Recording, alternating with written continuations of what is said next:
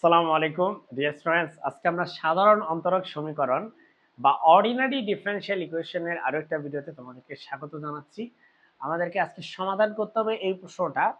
এই প্রশ্নের সলিউশনটা একটু বড় হবে, তো ধৈর্য ধরে দেখবা, প্রশ্নটা ইম্পর্টেন্ট আছে। সো মাই ডিয়ার স্টুডেন্টস, আমাদের এরকম একটা ইকুয়েশন দেওয়া আছে, আমাদেরকে বলছে এটাকে সমাধান করতে।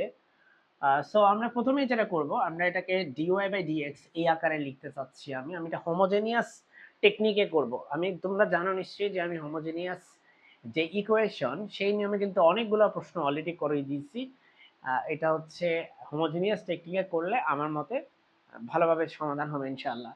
তাহলে চলো আমরা প্রথমেই এখান থেকে লিখতে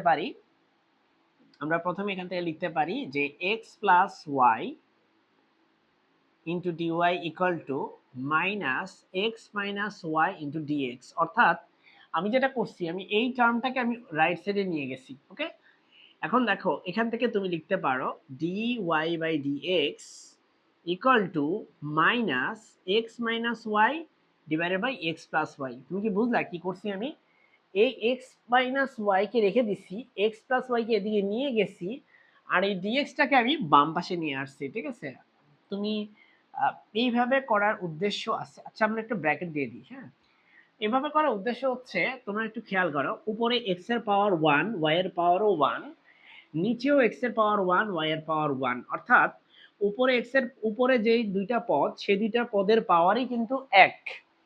অর্থাৎ নিচের দুইটা পদের পাওয়ারও কিন্তু 1। অর্থাৎ এটা একটা হোমোজেনিয়াস ফাংশন। আমি হোমোজেনিয়াসের ক্লাসে আরো ডিটেইলসে এগুলো আলোচনা করছি। আশা করি সেই বেসিকের ভিডিওগুলো তোমরা দেখে ফেলছো। আর না দেখলে দেখে ফেলো, বিশেষ করে যারা পেইড ক্লাসে এগুলো দেখবে তারা অবশ্যই প্রিভিয়াস ভিডিওগুলো চেষ্টা করবে হোমোজেনিয়াস টেকনিকের সেই চ্যাপ্টার থেকে দেখে নিতে। তো মাই ডিয়ার স্টুডেন্টস, এরপর আমরা যেটা করব, আমরা ধরবো যেহেতু আমরা হোমোজেনিয়াস, এটা একটা homogeneous equation. So homogeneous equation তুমি এখানে লিখে দিতে পারো যে এটি একটি হোমোজেনিয়াস ইকুয়েশন। ওকে, সো হোমোজেনিয়াস মানে হচ্ছে তুমি লিখবা যে সমমাত্রিক সমীকরণ, বাংলায় লিখবা। হ্যাঁ, সমমাত্রিক।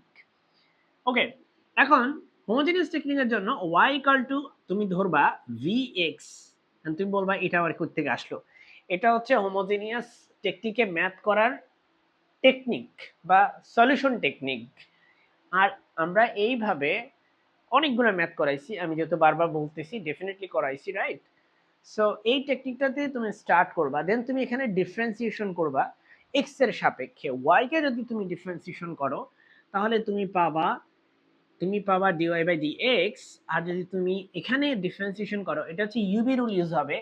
অর্থাৎ v কে তুমি বাইরে রেখে x কে ডিফারেন্সিয়েশন করবা x এর রেসপেক্টে, দেন x কে বাইরে রেখে তুমি v কে ডিফারেন্সিয়েশন করবা x এর রেসপেক্টে। ওকে, আর আমরা জানি এই জিনিসটা হবে হচ্ছে কত, এই জিনিসটা হবে 1।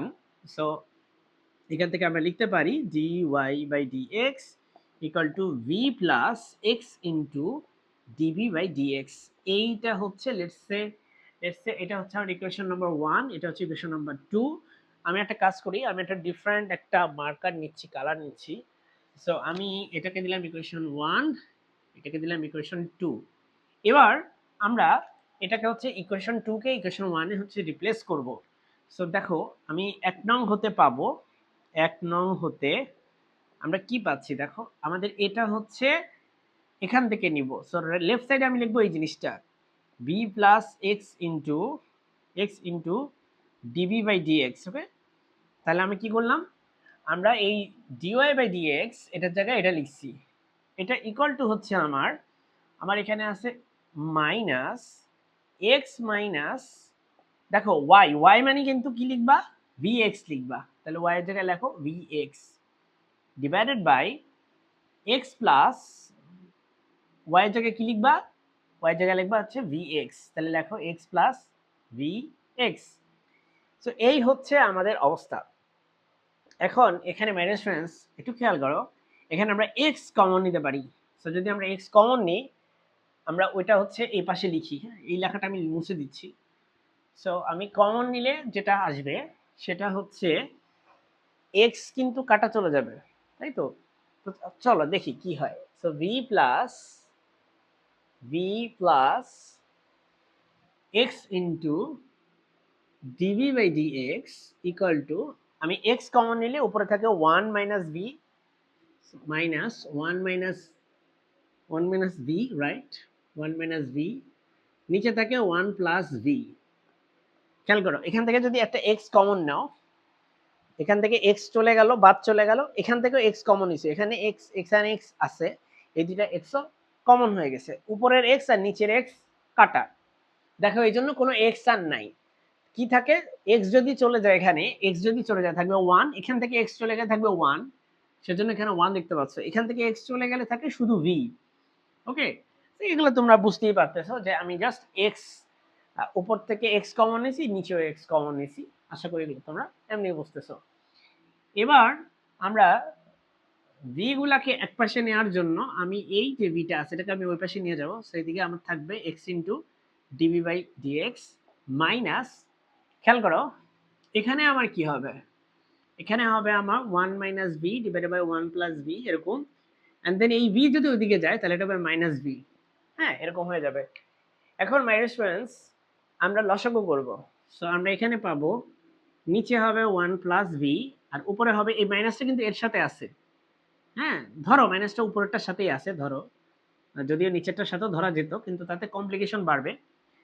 সো মাইনাসটা হচ্ছে 1 মাইনাস ভি এর সাথে আছে, and then একটা মাইনাস চিহ্ন দাও, এই যে মাইনাসটা, এটা এই ভি দাও, এই ভিটা এখানে দাও, and then লসাগু করার জন্য তোমরা জানো যে এই 1 প্লাস ভি এর সাথে এই ভি কে গুণ করতে হবে, সো এরকম লিখবা লসাগু। আশা করি তোমরা এগুলো এমনি বলছো, আমি আবার একটু বলি, 1 প্লাস ভি হচ্ছে নিচে হরে আসবে, দেন 1 মাইনাস ভি, আর এই মাইনাসের মাইনাস, আর এই মাইনাসের জন্য মাইনাস, এই ভি এর জন্য ভি, 1 প্লাস ভি এখানে গুণ হবে। এবার এটাকে একটু সিম্পলিফাই করতে হবে, করলে আমরা এখানে পাবো মাইনাস 1 প্লাস ভি, এখানে গুণ করলে পাবো মাইনাস ভি, আর মাইনাসে মাইনাসে মাইনাসে প্লাসে মাইনাস, ভি আর ভি গুণ করলে ভি স্কোয়ার, নিচে আছে 1 প্লাস ভি। মাইনাস খেয়াল করো, এই ভি কাটা, তাহলে উপরে হয়, উপরে হবে, এখানে হবে 1।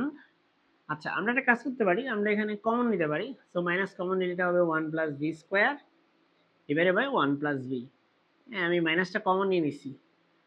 আচ্ছা, এই যখন অবস্থা আমার লেফট সাইডে থাকে x into dv by dx, এখন আমরা কি করবো দেখো, খেয়াল করো, একটু খেয়াল করবা, আমরা এই ডিএক্স কে ওইদিকে নিয়ে যাব, রাইট সাইডে, এই যেভাবে এভাবে নিয়ে যাবো, হ্যাঁ, এক্স কে আমরা নিচে নিয়ে যাব, ওকে, এই মাইনাসটা থাকবে, মাইনাসটা থাকলো।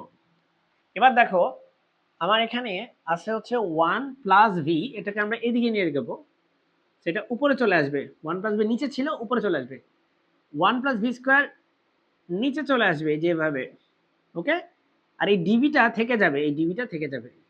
হ্যাঁ, এই জিনিসটাকে বলা হয় এসওপি, মানে সেপারেশন অফ ভ্যারিয়েবলস।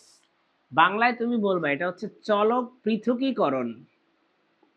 চলক পৃথকীকরণ মানে দুইটা চলককে আমরা আলাদা করে লিখতে পারি, যে আমাদের একটা চলক হচ্ছে ভি আর একটা হচ্ছে এক্স, এই দুটোকে আমরা আলাদা করে লিখছি, তার মানে ভি গুলাকে আমরা লেফট সাইডে রাখছি আর এক্স গুলাকে আমরা হচ্ছে রাইট সাইডে রাখছি।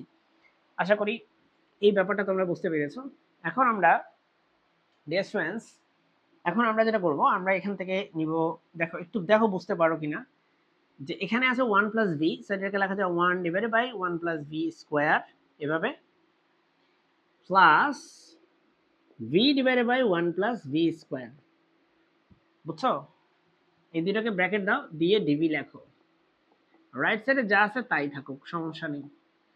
তাহলে ব্যাপারটা বোঝো, তোমার এখানে 1, এই 1 এর নিচে দিবা 1 প্লাস ভি স্কোয়ার, এই ভি এর নিচে দিবা 1 প্লাস ভি স্কোয়ার, করাই যায়, বিকজ এই দুটো যদি লসাগু করো এটাই হবে, আলটিমেটলি এটাই হবে, তাই না?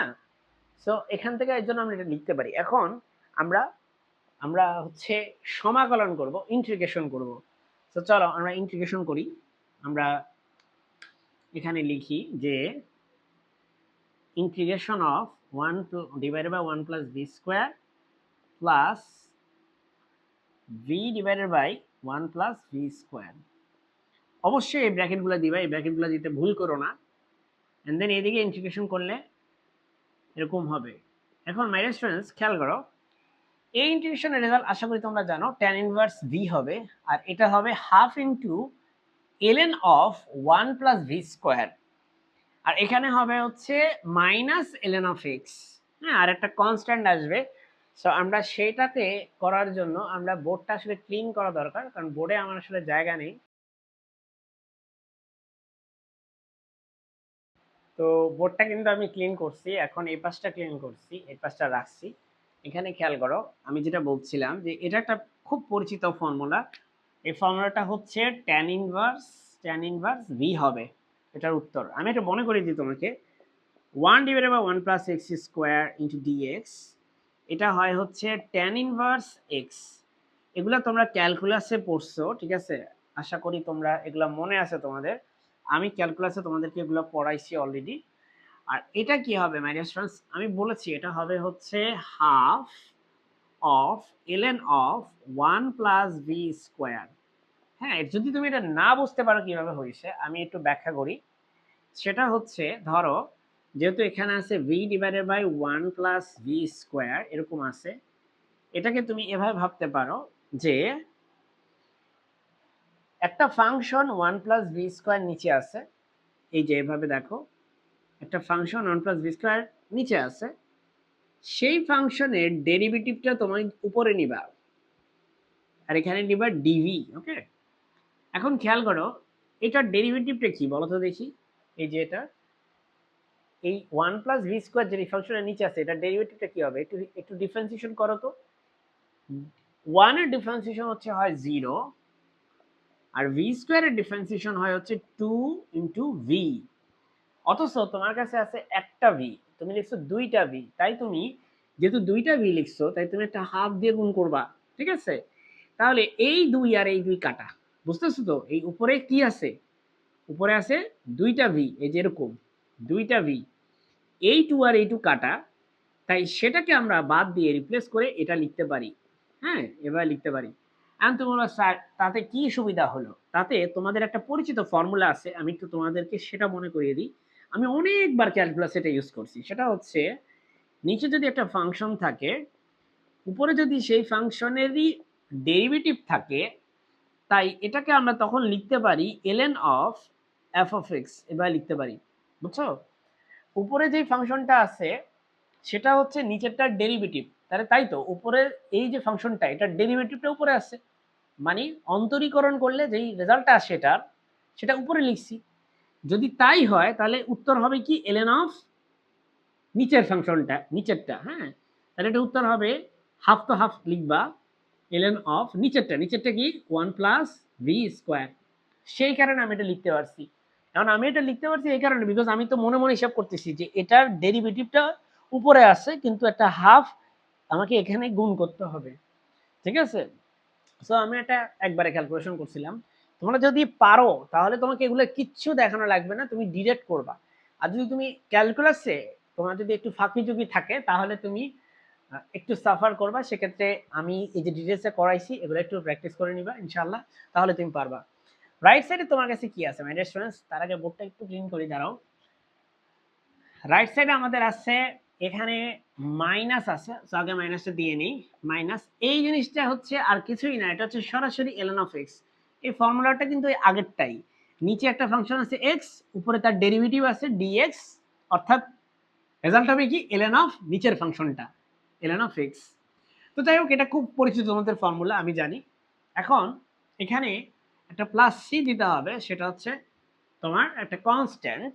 ইন্টিগ্রেশন করলে সবসময় ইন্টিগ্রেশন কনস্ট্যান্ট দিবা, ঠিক আছে? এটা না দিলে একটু মার্ক তোমার কাটা যাবে।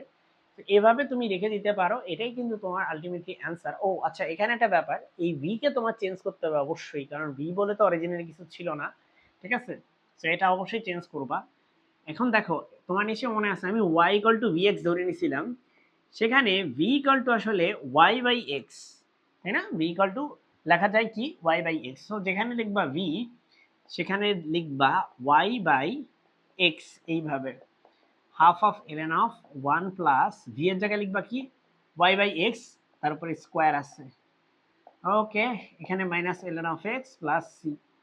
মাই ডিয়ার ফ্রেন্ডস, এখান থেকে আমরা একটু সিম্পলিফাই করছি আর কি। আর কিছুই না, আমাদের মেইন কাজ তো শেষই।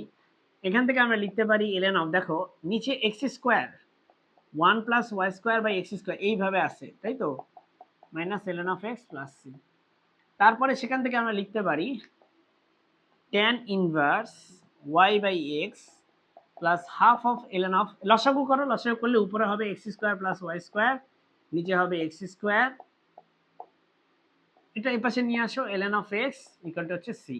ঠিক আছে, সো এখন এটাকে আরেকটু হিসাব টিসাব করা যায়, কিন্তু এই দুইটা ln কে একসাথে নিয়ে করতে পারো, এভাবে রেখে দিলেও তোমার উত্তরটা হবে ইনশাআল্লাহ।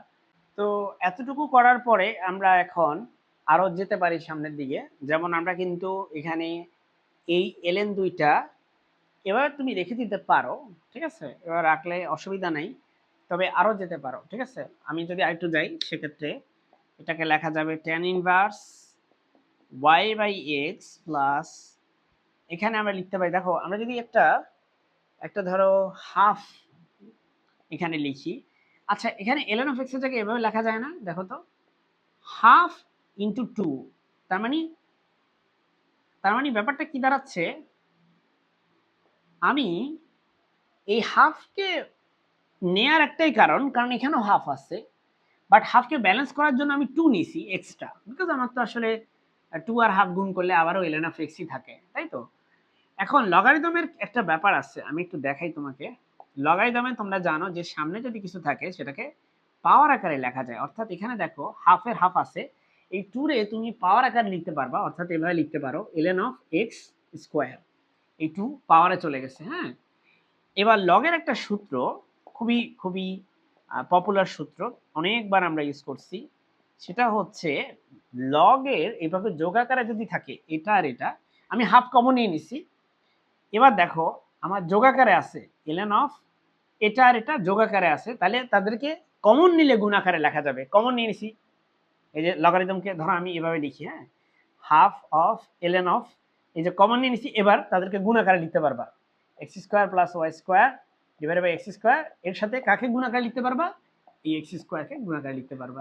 ঠিক আছে, এখন দেখো এক্স স্কোয়ার কাটা, বুঝো আমি একটু সরে যাচ্ছি যাতে তুমি দেখতে পারো, এক্স স্কোয়ার আর এক্স স্কোয়ার কাটা, সো এখানে কিন্তু আসলে আর এক্স স্কোয়ার আর এক্স স্কোয়ার থাকবে না। হ্যাঁ, সো না থাকলে কি চলে আসবে, শুধুমাত্র এক্স স্কোয়ার প্লাস ওয়াই স্কোয়ারই থাকে, x square plus y square, এই হচ্ছে ইকুয়াল টু হচ্ছে সি, তাই তো।